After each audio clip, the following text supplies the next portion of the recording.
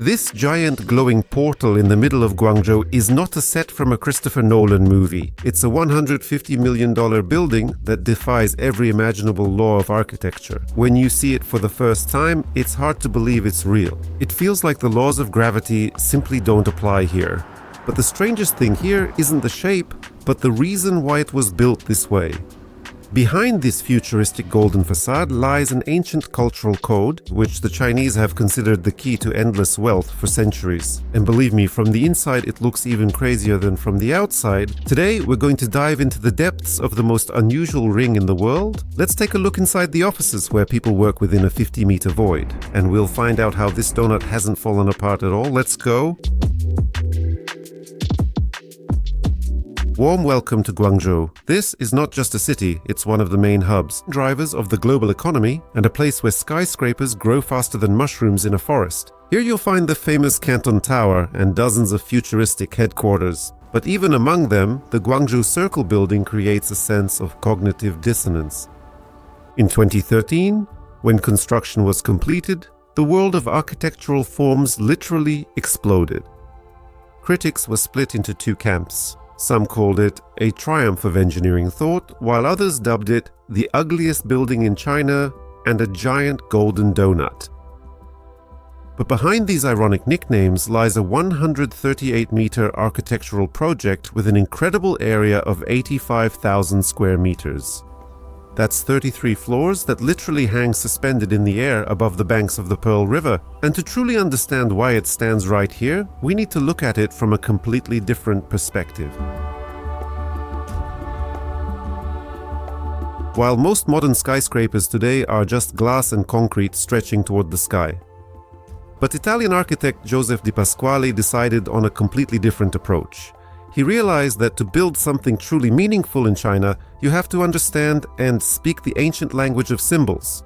The shape of the building is a direct reference to ancient Chinese artifacts, the Jade bead discs. During the dynastic era, such discs were placed in the tombs of rulers as a symbol of heaven, harmony, and high status. The circle in the center is not just a hole, it's a point of concentrated energy, but there's also a purely pragmatic context. Look at the building together with its reflection in the river. Together, they form a perfect number 8. In traditional Chinese numerology, the number 8 is seen as the luckiest number of all, specifically for attracting immense wealth. Essentially, the owner of the building, Hongda Xingye Group, has built themselves what is effectively the world's largest symbolic good luck charm. You really have to admit that is much more impressive than just putting a frog figurine with a gold coin on your desk. Now, let's talk about how this talisman is held up. From the perspective of classical construction, it's a nightmare. The central opening has a diameter of 47 meters.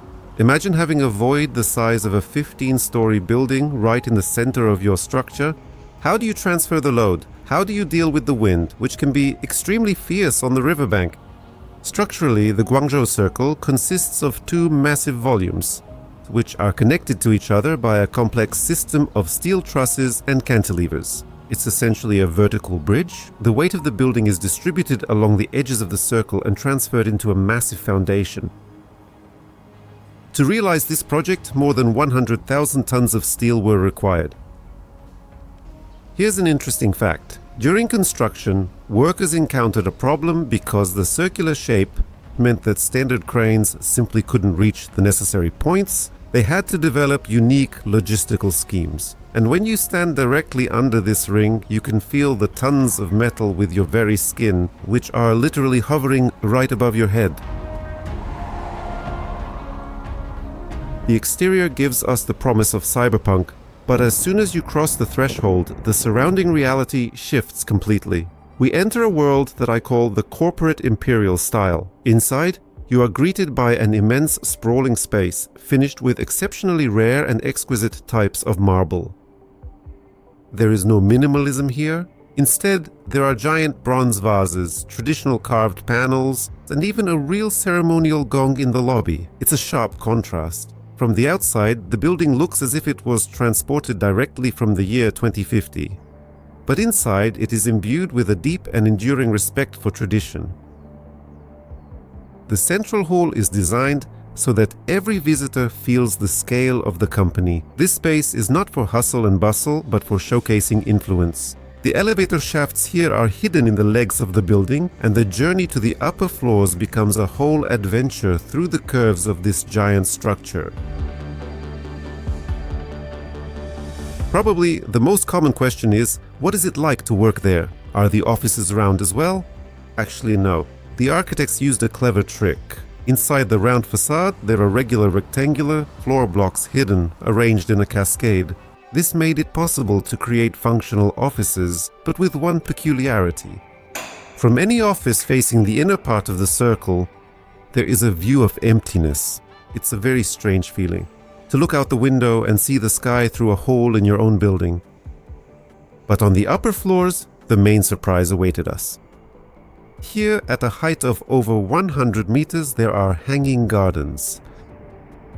These aren't just decorative plants, they're real green terraces with relaxation areas and even small garden beds.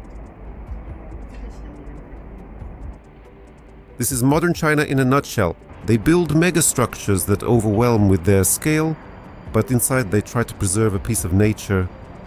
This contrast between the cold golden metal of the facade and the soft greenery of the gardens is the best description of the entire project.